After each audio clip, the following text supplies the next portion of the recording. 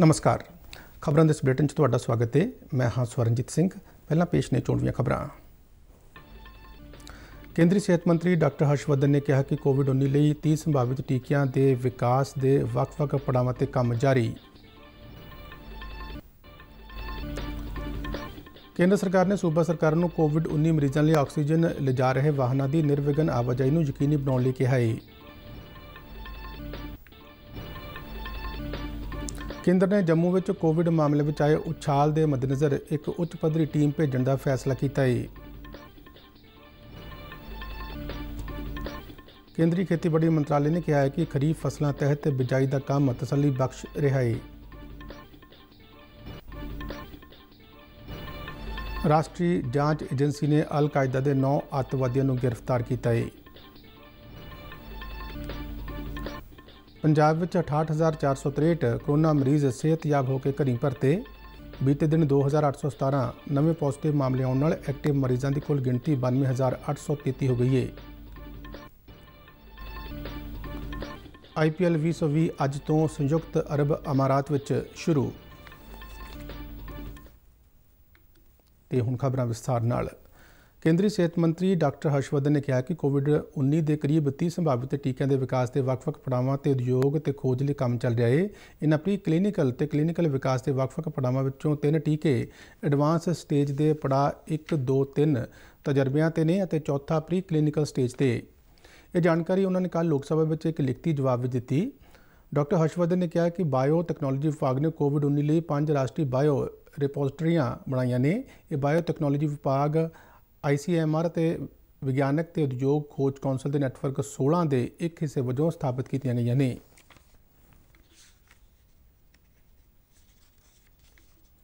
गृह मंत्रालय ने सारे सूबा सरकारों को ऑक्सीजन ले जा रहे वाहनों की निर्विघन आवाजाही को यकीनी बनाने लिए कहा है, क्योंकि कोविड-19 के मॉडरेट ते गंभीर मामले लिए ऑक्सीजन बहुत जरूरी है।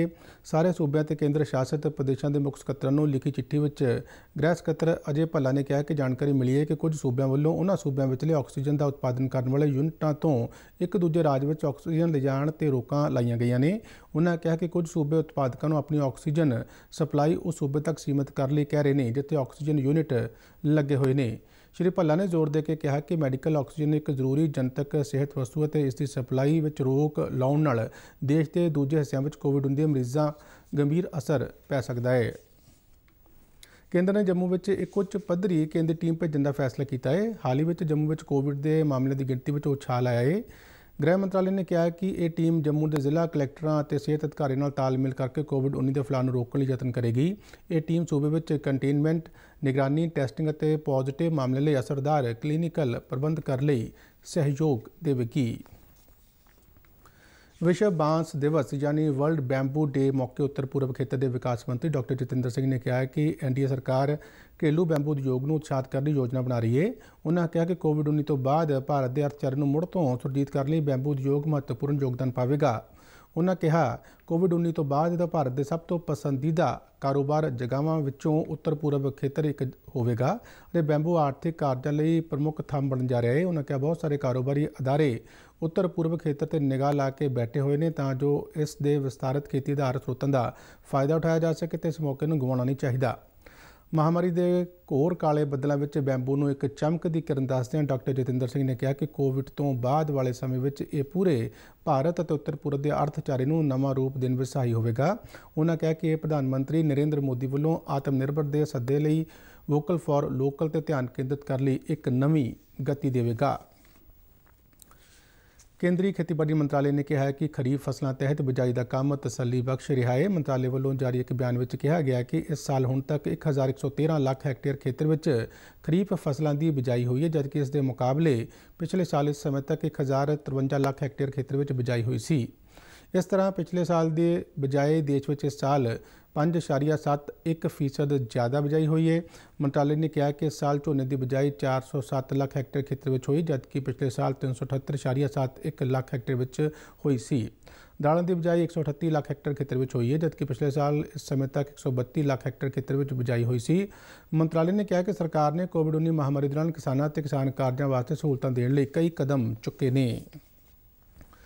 विदेश मंत्री डॉक्टर एस जयशंकर ने कहा कि भारत और जापान विचाले आर्थिक सहयोग में वाधा स्पष्ट नज़र आ रहा है। ਉਹ ਨਵੀਂ ਦਿੱਲੀ ਵਿੱਚ ਫਿੱਕੀ ਵੱਲੋਂ ਤਿਆਰ ਕੀਤੀ ਭਾਰਤ ਜਾਪਾਨ ਰਿਪੋਰਟ ਜਾਰੀ ਕਰ ਰਹੇ ਸਨ। ਡਾਕਟਰ ਜੈਸ਼ੰਕਰ ਨੇ ਕਿਹਾ ਕਿ ਜਾਪਾਨ ਵੱਲੋਂ ਸਿੱਧਾ ਵਿਦੇਸ਼ੀ ਨਿਵੇਸ਼ ਵੀ ਵਧਿਆ ਹੈ ਅਤੇ ਭਾਰਤ ਵਿੱਚ ਜਾਪਾਨੀ ਕੰਪਨੀਆਂ ਦੀ ਗਿਣਤੀ ਵੀ ਵਧੀ ਹੈ। ਮੰਤਰੀ ਨੇ ਕਿਹਾ ਕਿ ਜਾਪਾਨ ਹੀ ਇੱਕੋ ਇੱਕ ਦੇਸ਼ ਹੈ ਜਿਸ ਨਾਲ ਭਾਰਤ ਦੇ ਦੋ ਮੰਤਰੀਆਂ ਦੇ ਪੱਧਰ ਤੇ ਸਾਲਾਨਾ ਸੰਮੇਲਨ ਦੌਰਾਨ ਗੱਲਬਾਤ ਕਰਦਾ ਹੈ। ਉਹਨਾਂ ਕਿਹਾ ਕਿ ਇਸ ਗੱਲ ਤੋਂ ਇਹ ਸਪਸ਼ਟ ਪਤਾ ਚੱਲਦਾ ਹੈ ਕਿ ਭਾਰਤ ਅਤੇ ਜਾਪਾਨ ਵਿਚਾਲੇ ਆਪਸੀ ਹਿੱਤ ਦੋਹਾਂ ਦੇਸ਼ਾਂ ਦਾ ਵਿਸ਼ਵ ਪ੍ਰਤੀ ਦ੍ਰਿਸ਼ਟੀਕੋਣ ਲਈ ਪੂਰਾ ਤਾਲਮੇਲ ਹੈ। ਡਾਕਟਰ ਜੈਸ਼ੰਕਰ ਨੇ ਕਿਹਾ ਕਿ ਹਿੰਦ ਪ੍ਰਸ਼ਾਂਤ ਖੇਤਰ ਬਾਰੇ ਵੀ ਭਾਰਤ ਤੇ ਜਾਪਾਨ ਦੀ ਆਪਣੀ ਸੋਚ ਹੈ। ਉਹਨਾਂ ਕਿਹਾ ਕਿ ਦੋਵੇਂ ਦੇਸ਼ ਹਿੰਦ ਪ੍ਰਸ਼ਾਂਤ ਖੇਤਰ ਨੂੰ ਆਪਣੀ ਸੋਚ ਮੁਤਾਬਕ ਢਾਲਣ ਦਾ ਯਤਨ ਕਰ ਰਹੇ ਨੇ। ਉਹਨਾਂ ਜ਼ੋਰ ਦੇ ਕੇ ਕਿਹਾ ਕਿ ਪ੍ਰਸ਼ਾਂਤ ਅਤੇ ਹਿੰਦ ਮਹਾਸਾਗਰ ਵਿੱਚ ਜੋ ਕੁਝ ਵੀ ਹੁੰਦਾ ਹੈ ਉਸ ਦਾ ਅਸਰ ਸਾਰੇ ਦੇਸ਼ਾਂ ਤੇ ਪੈਂਦਾ ਹੈ। ਰਾਸ਼ਟਰੀ ਜਾਂਚ ਏਜੰਸੀ ਨੇ ਅਲ-ਕਾਇਦਾ ਦੇ 9 ਅੱਤਵਾਦੀਆਂ ਨੂੰ ਗ੍ਰਿਫਤਾਰ ਕੀਤਾ ਹੈ। 6 ਪੱਛਮੀ ਬੰਗਾਲ ਤੇ 3 ਕੇਰਲ ਵਿੱਚੋਂ ਗ੍ਰਿਫਤਾਰ ਕੀਤੇ ਗਏ ਨੇ। ਜਾਂਚ ਏਜੰਸੀ ਨੇ ਇਹ ਗ੍ਰਿਫਤਾਰੀ ਮੁਰਸ਼ਿਦਾਬਾਦ ਤੇ ਐਰਨਾਕੁਲਮ ਵਿੱਚ ਛਾਪੇਮਾਰੀ ਤੋਂ ਬਾਅਦ ਕੀਤੀ ਹੈ। ਪੰਜਾਬ ਦੇ ਮੁੱਖ ਮੰਤਰੀ ਕੈਪਟਨ ਅਮਰਿੰਦਰ ਸਿੰਘ ਨੇ ਕੱਲ੍ਹ ਪੰਜਾਬ ਖੇਤੀਬਾੜੀ ਯੂਨੀਵਰਸਿਟੀ ਦੇ ਵਰਚੁਅਲ ਕਿਸਾਨ ਮੇਲੇ ਦਾ ਆਨਲਾਈਨ ਉਦਘਾਟਨ ਕੀਤਾ। 1 ਲੱਖ ਤੋਂ ਵਧੇਰੇ ਗਿਣਤੀ ਵਿੱਚ ਕਿਸਾਨਾਂ ਨੇ ਯੂਨੀਵਰਸਿਟੀਆਂ ਦੀ ਵੈਬਸਾਈਟ, ਫੇਸਬੁੱਕ ਅਤੇ YouTube ਦੇ ਮਾਧਿਅਮ ਰਾਹੀਂ ਇਸ ਮੇਲੇ ਵਿੱਚ ਸ਼ਿਰਕਤ ਕੀਤੀ। ਉਦਘਾਟਨ ਕਰਦਿਆਂ ਮੁੱਖ ਮੰਤਰੀ ਕੈਪਟਨ ਅਮਰਿੰਦਰ ਸਿੰਘ ਨੇ ਕਿਹਾ ਕਿ ਕਿਸਾਨ ਮੇਲਿਆਂ ਦੀ ਪਰੰਪਰਾ ਪੰਜਾਬ ਦੇ ਖੇਤੀ ਵਿਕਾਸ ਦਾ ਇਤਿਹਾਸ ਹੈ। ਹਰੀ ਕ੍ਰਾਂਤੀ ਤੋਂ ਪਹਿਲਾਂ ਸਾਨੂੰ ਅਮਰੀਕਾ ਤੋਂ ਕਣਕ ਮੰਗਵਾਉਣੀ ਪੈਂਦੀ ਸੀ, ਜੋ ਦੇਸ਼ ਲਈ ਨਮੋਸ਼ੀ ਵਾਲੀ ਗੱਲ ਸੀ। ਯੂਨੀਵਰਸਿਟੀ ਨੇ ਵਿਗਿਆਨਕ ਅਗਵਾਈ ਦਿੱਤੀ ਅਤੇ ਕਿਸਾਨਾਂ ਨੇ ਮਿਹਨਤ ਕਰਕੇ ਦੇਸ਼ ਦੇ ਅੰਨ ਭੰਡਾਰ ਭਰ ਦਿੱਤੇ। ਉਹਨਾਂ ਕਿਹਾ ਕਿ ਇਸ ਵੇਲੇ ਪੰਜਾਬ ਦੇ 72% ਕਿਸਾਨ 5 ਏਕੜ ਤੋਂ ਘੱਟ ਜ਼ਮੀਨ ਦੀ ਮਾਲਕੀ ਵਾਲੇ ਨੇ ਅਤੇ ਘੱਟੋ ਘੱਟ ਸਮਰਥਨ ਮੁੱਲ ਉਹਨਾਂ ਦੇ ਉਤਪਾਦਨ ਦੀ ਸ਼ਕਤੀ ਹੈ। ਇਸ ਮੌਕੇ ਪੰਜਾਬੀ ਖੇਤੀ ਯੂਨੀਵਰਸਿਟੀ ਦੇ vice chancellor doctor Baldev Singh Dhillon ਨੇ ਕਿਹਾ ਕਿ ਪਿਛਲੇ ਕੁਝ ਮਹੀਨੇ ਮੁਸ਼ਕਲ ਭਰੇ ਰਹੇ ਪਰ ਉਹਨਾਂ ਤੋਂ ਬਹੁਤ ਕੁਝ ਸਿੱਖਣ ਨੂੰ ਮਿਲਿਆ। ਖੇਤੀ ਦੇ ਕੰਮਾਂ ਨੂੰ ਲਗਾਤਾਰ ਕਰਨ ਦਾ ਜ਼ਿਕਰ ਕਰਦਿਆਂ ਡਾਕਟਰ ਢਿੱਲੋਂ ਨੇ ਕਣਕ ਦੀ ਵਾਢੀ ਅਤੇ ਸਫਲ ਮੰਡੀਕਰਨ ਦੌਰਾਨ ਕਿਸਾਨਾਂ ਤੇ ਸਰਕਾਰ ਦੇ ਸਹਿਯੋਗ ਬਾਰੇ ਤਸੱਲੀ ਪ੍ਰਗਟ ਕੀਤੀ। ਪੰਜਾਬ ਦੇ ਡਾਕਟਰੀ ਸਿੱਖਿਆ ਅਤੇ ਖੋਜ ਮੰਤਰੀ ਓਮ ਪ੍ਰਕਾਸ਼ ਸੋਨੀ ਨੇ ਕਿਹਾ ਕਿ ਸਮਾਰਟ ਸਿਟੀ ਮਿਸ਼ਨ ਦੇ ਤਹਿਤ ਅੰਮ੍ਰਿਤਸਰ ਦੇ ਆਲੇ ਦੁਆਲੇ 12 ਗੇਟਾਂ ਤੋਂ ਨਿਕਲਣ ਵਾਲੀ ਸਰਕੂਲਰ ਰੋਡ ਨੂੰ ਵਿਕਸਿਤ ਕੀਤਾ ਜਾਵੇਗਾ। 7.4 ਕਿਲੋਮੀਟਰ ਲੰਬੀ ਇਸ ਸੜਕ ਤੇ 125 ਕਰੋੜ ਰੁਪਏ ਖਰਚ ਆਉਣਗੇ ਤੇ ਅਗਲੇ 5 ਸਾਲਾਂ ਲਈ ਇਸ ਦੇ ਦੇਖਰੇਖ ਵੀ ਸੰਬੰਧਿਤ ਕੰਪਨੀ ਵੱਲੋਂ ਹੀ ਕੀਤੀ ਜਾਵੇਗੀ। ਮੰਤਰੀ ਨੇ ਕਿਹਾ ਕਿ ਫਿਲਹਾਲ ਸੜਕ ਦੀ ਹਾਲਤ ਕਾਫੀ ਮਾੜੀ ਹੈ, ਜਿਸ ਕਾਰਨ ਟ੍ਰੈਫਿਕ ਜਾਮ ਦੀ ਸਮੱਸਿਆ ਬਣੀ ਰਹਿੰਦੀ ਹੈ। ਉਹਨਾਂ ਦੱਸਿਆ ਕਿ ਇਹਨਾਂ ਸਾਰੀਆਂ ਮੁਸ਼ਕਲਾਂ ਤੇ ਚੁਣੌਤੀਆਂ ਨੂੰ ਧਿਆਨ ਵਿੱਚ ਰੱਖਦਿਆਂ ਇਸ ਸੜਕ ਨੂੰ ਇੱਕ ਸਮਾਰਟ ਰੋਡ ਵਜੋਂ ਤਿਆਰ ਕੀਤਾ ਜਾ ਰਿਹਾ ਹੈ। ਪੰਜਾਬ ਵਿੱਚ 20 ਤੋਂ 22 ਸਤੰਬਰ ਤੱਕ ਪ੍ਰਵਾਸੀ ਮਜ਼ਦੂਰਾਂ ਦੇ 5 ਸਾਲ ਤੱਕ ਦੇ ਬੱਚਿਆਂ ਨੂੰ ਪੋਲੀਓ ਦੀ ਦਵਾਈ ਦੀਆਂ ਬੂੰਦਾਂ ਪਿਲਾਉਣ ਲਈ ਪਲਸ ਪੋਲੀਓ ਮੁਹਿੰਮ ਚਲਾਈ ਜਾ ਰਹੀ ਸੀ। ਸਿਹਤ ਮਹਿਕਮੇ ਨੇ ਸੂਬੇ ਵਿੱਚ ਅਸੰਗਠਿਤ ਖੇਤਰ, ਭੱਠਿਆਂ, ਖੇਤਾਂ, ਉਸਾਰੀ ਕੰਮਾਂ 'ਚ ਲੱਗੇ ਮਜ਼ਦੂਰਾਂ ਦੇ ਬੱਚਿਆਂ ਨੂੰ ਪੋਲੀਓ ਦੀ ਦਵਾਈ ਪਿਲਾਉਣ ਲਈ ਵਿਸ਼ੇਸ਼ ਟੀਮਾਂ ਬਣਾਈਆਂ ਨੇ, ਜੋ ਇਹਨਾਂ 3 ਦਿਨਾਂ 'ਚ ਇਹਨਾਂ ਪ੍ਰਵਾਸੀਆਂ ਦੇ ਕੰਮਕਾਜ ਵਾਲੀਆਂ ਥਾਵਾਂ, ਝੁੱਗੀਆਂ ਅਤੇ ਬਸਤੀਆਂ ਵਿੱਚ ਜਾ ਕੇ ਪੋਲੀਓ ਦੀ ਦਵਾਈ ਦੀਆਂ ਬੂੰਦਾਂ ਪਿਲਾਉਣਗੇ। ਜ਼ਿਲ੍ਹਾ ਬਰਨਾਲਾ ਦੇ 5 ਸਾਲ ਤੱਕ ਦੀ ਉਮਰ ਦੇ 4799 ਪ੍ਰਵਾਸੀ ਮਜ਼ਦੂਰਾਂ ਦੇ ਬੱਚਿਆਂ ਨੂੰ ਪੋਲੀਓ ਬੂੰਦਾਂ ਪਿਲਾਉਣ ਦਾ ਟੀਚਾ ਮਿਥਿਆ ਗਿਆ ਹੈ। ਸਿਹਤ ਵਿਭਾਗ ਵੱਲੋਂ ਵੱਖ-ਵੱਖ ਟੀਮਾਂ ਦਾ ਗਠਨ ਕਰਕੇ ਉਹਨਾਂ ਨੂੰ ਹਦਾਇਤ ਕੀਤੀ ਗਈ ਹੈ ਕਿ ਕੋਈ ਵੀ ਬੱਚਾ ਪੋਲੀਓ ਬੂੰਦਾਂ ਪਿਲਾਉਣ ਤੋਂ ਵਾਂਝਾ ਨਾ ਰਹੇ। ਇਸੇ ਦੌਰਾਨ ਹੁਸ਼ਿਆਰਪੁਰ ਜ਼ਿਲ੍ਹੇ ਵਿੱਚ ਸਿਹਤ ਵਿਭਾਗ ਦੀਆਂ 171 ਟੀਮਾਂ 27662 ਬੱਚਿਆਂ ਨੂੰ ਪੋਲੀਓ ਦੀ ਦਵਾਈ ਦੀਆਂ ਬੂੰਦਾਂ ਪਿਲਾਉਣਗੀਆਂ। ਪੰਜਾਬ ਵਿੱਚ ਪਿਛਲੇ ਕੁਝ ਦਿਨਾਂ ਤੋਂ ਕਰੋਨਾ ਦੀ ਪੁਸ਼ਟੀ ਵਾਲੇ ਮਰੀਜ਼ਾਂ ਦੀ ਗਿਣਤੀ ਵਿੱਚ ਤੇਜ਼ੀ ਆਈ ਹੈ। ਹੁਣ ਤੱਕ ਕੁੱਲ ਪੁਸ਼ਟੀ ਵਾਲੇ ਮਰੀਜ਼ਾਂ ਦੀ ਗਿਣਤੀ 92,833 ਹੋ ਗਈ, ਜਦਕਿ 68,463 ਮਰੀਜ਼ ਸਿਹਤਯਾਬ ਹੋ ਕੇ ਘਰੀ ਪਰਤੇ ਨੇ ਅਤੇ 21,462 ਐਕਟਿਵ ਕੇਸ ਨੇ। 501 ਮਰੀਜ਼ ਆਕਸੀਜਨ ਸਪੋਰਟ ਤੇ ਨੇ, ਜਦਕਿ 76 ਗੰਭੀਰ ਕੇਸ ਵੈਂਟੀਲੇਟਰ ਤੇ ਨੇ। ਹੁਣ ਤੱਕ ਸੂਬੇ ਵਿੱਚ 2,708 ਮੌਤਾਂ ਹੋ ਚੁੱਕੀਆਂ ਨੇ। ਬੀਤੇ ਦਿਨ 2,817 ਨਵੇਂ ਪੋਜ਼ੀਟਿਵ ਮਾਮਲੇ ਸਾਹਮਣੇ ਆਏ ਨੇ, ਜਿਸ ਵਿੱਚ ਲੁਧਿਆਣਾ ਤੋਂ 437, ਜਲੰਧਰ ਤੋਂ 307, ਪਟਿਆਲਾ ਤੋਂ 219, ਮੋਹਾਲੀ ਤੋਂ 312 ਮਾਮਲੇ ਸਾਹਮਣੇ ਆਏ ਨੇ। ਲੰਬੇ ਇੰਤਜ਼ਾਰ ਮਗਰੋਂ ਅੱਜ ਤੋਂ ਸੰਯੁਕਤ ਅਰਬ ਅਮਾਰਾਤ ਦੇ ਆਬੂ ਧਾਬੀ ਵਿੱਚ ਇੰਡੀਅਨ ਪ੍ਰੀਮੀਅਰ ਲੀਗ ਦੀ 13ਵੀਂ ਕੜੀ ਵਿੱਚ ਕ੍ਰਿਕਟ ਸਿਤਾਰੇ ਆਪਣਾ ਸ਼ਲਾਘਾਯੋਗ ਪ੍ਰਦਰਸ਼ਨ ਕਰਦੇ ਨਜ਼ਰ ਆਉਣਗੇ। ਕ੍ਰਿਕਟ ਪ੍ਰੇਮੀਆਂ ਦਾ ਜੋਸ਼ ਸਿਖਰ 'ਤੇ ਹੋਵੇਗਾ, ਕਿਉਂ ਜੋ ਪਹਿਲੇ ਮੈਚ ਵਿੱਚ ਵੀ ਰੋਹਿਤ ਸ਼ਰਮਾ ਦੀ ਅਗਵਾਈ ਵਾਲੀ ਮੁੰਬਈ ਇੰਡੀਅਨਸ ਦਾ ਟਾਕਰਾ ਮਹਿੰਦਰ ਸਿੰਘ ਧੋਨੀ ਦੀ ਅਗਵਾਈ ਵਾਲੀ ਚੇਨਈ ਸੁਪਰ ਕਿੰਗਸ ਨਾਲ ਹੋਵੇਗਾ। ਇਸ ਸਾਲਾਨਾ ਟੂਰਨਾਮੈਂਟ ਨੂੰ ਕੋਵਿਡ-19 ਮਹਾਮਾਰੀ ਦੇ ਚੱਲਦਿਆਂ ਇਸ ਵਾਰ UAE ਵਿੱਚ ਕਰਵਾਇਆ ਜਾ ਰਿਹਾ ਹੈ। ਇਹ ਸਿਰਫ ਇੱਕ TV ਸਮਾਗਮ ਹੈ। ਇਸ ਦੌਰਾਨ ਕੁੱਲ ਮਿਲਾ ਕੇ 60 ਮੈਚ UAE ਦੇ ਸ਼ਹਿਰਾਂ ਆਬੂ ਧਾਬੀ, ਸ਼ਾਰਜਾ ਅਤੇ ਦੁਬਈ ਵਿੱਚ ਖੇਡੇ ਜਾਣਗੇ। ਹਿੱਸਾ ਲੈਣ ਵਾਲੀਆਂ ਸਾਰੀਆਂ ਟੀਮਾਂ ਆਪੋ ਆਪਣੇ ਸ਼ਹਿਰਾਂ ਵਿੱਚ ਕੋਵਿਡ-19 ਦੇ ਹਾਲਾਤਾਂ ਤੋਂ ਦੂਰ ਇੱਕ ਨਿਰਪੱਖ ਥਾਂ 'ਤੇ ਇੱਕ ਦੂਜੇ ਨਾਲ ਮੁਕਾਬਲਾ ਕਰਨ ਦੇ ਮਕਸਦ ਨਾਲ UAE ਪੁੱਜੀਆਂ ਨੇ।